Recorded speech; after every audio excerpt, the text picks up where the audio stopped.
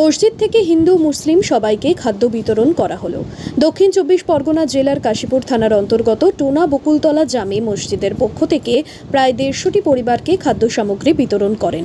মসজিদের পক্ষ থেকে শুধু মুসলিম নয়, অমুসলিমদের হাতেও খাদ্য সামগ্রী তুলে দেন মসজিদ কমিটি। এদিন খাদ্য সামগ্রীর মধ্যে ছিল চাল, ডাল, আলু, পেঁয়াজ, পটল, কপি, খেজুর ইত্যাদি।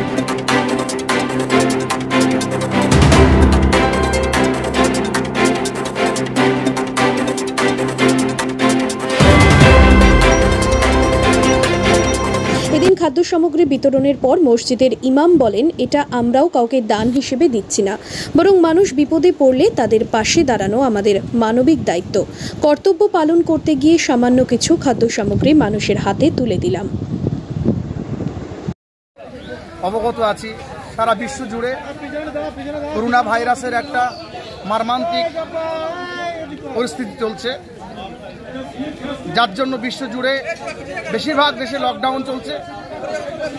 তাতে দেখা যাচ্ছে বহু মানুষ খাদ্য অভাবে তারা খুব পেরেশানির মধ্যে দিন কাটাচ্ছে।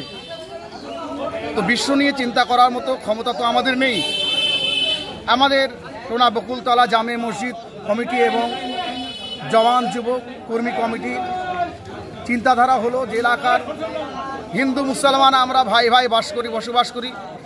আমাদের মধ্যে অনেক ব্যক্তিত্ব আছেন যে যারা আজকে খাদ্য অভাবে খুব কষ্টের সঙ্গে দিন গুজরান করছে।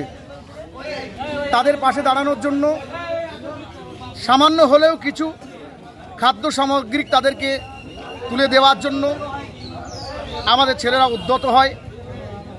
এলাকার মানুষের সাহায্য সহানুভূতি নিয়ে আজকে তারা শতাধিক মানুষের হাতে তাদের হাতে তুলে দেয়। জাতি ধর্ম নির্বিশেষে হিন্দু মুসলমান